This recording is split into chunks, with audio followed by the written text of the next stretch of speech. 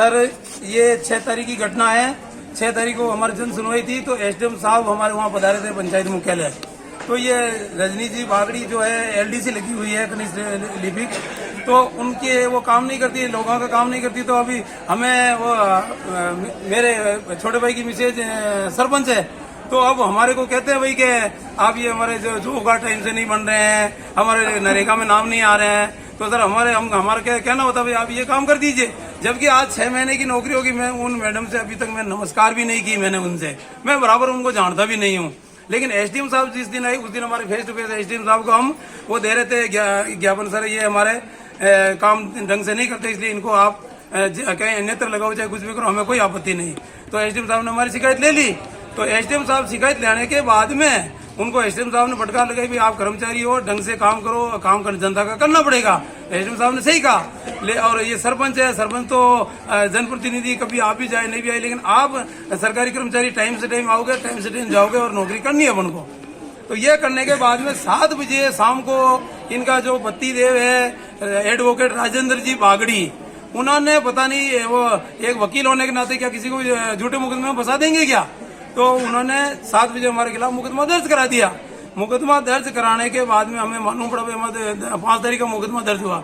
अगर 5 तारीख को मुकदमा दर्ज हुआ तो उस दिन एसडीएम साहब के सामने बोलना चाहिए भाई इस आदमी ने, हम शिकायत कर रहे थे भाई इसने कल मेरे साथ में ऐसा ऐसा किया, लेकिन उसने नहीं बोला। लेकिन षड्यंत्र रच के मैं एक भाजपा का मंडल अध्यक्ष होने के नाते आज पार्टी में मेरी छवि क्या होगी कि प्रताप सिंह ऐसा आदमी, उसने कहा प्रताप सिंह मेरे कमरे में घुसा और मेरे कंधे पे हाथ रखा और उन्होंने कहा मेरा पिस्तौल फाड़ने की कोशिश की गई।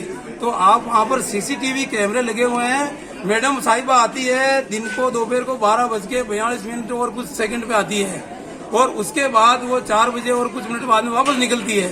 उस दरमियान अगर मैं वहाँ पर उपस्थित हुआ हूँ तो वो सीसीटीवी फुटेज देख लीजिए आप।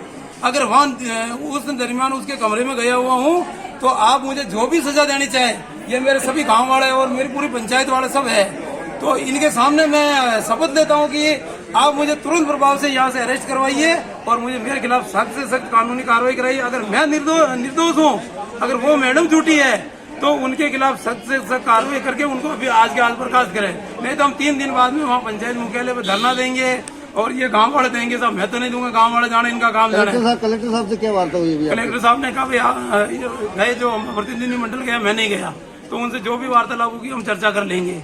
लेकिन आज जो मेरी इज्जत दांव पे लगी, आज पार्टी ने मुझे मंडल अध्यक्ष बनाया भाजपा का, और मेरे खिलाफ अगर वो झूठा एसी एसटी और वो छेड़छाड़ का मुकदमा दर्ज कराती तो वो गलत है। अगर सच हो तो मुझे सजा दीजिए और नहीं हो तो उनको दीजिए। जो मैं तो केवल न्याय मांगने के लिए आया हूँ।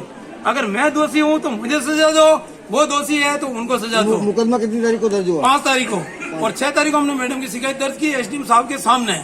तो अगर मैं झूठा था तो एसडीएम साहब उसी दिन बोलना चाहिए कि सर इसने कल मेरा हाथ रखा या मेरे पिस्तौल फाड़ने की कोशिश की। अब क्या मांग है आपकी? मेरी यही मांग है, मुझे न्याय चाहिए। नाम क्या आपका? प्रताप सिंह रावत, लगेतखेड़ा, भाजपा मंडल अध्यक्ष, मंडल भी।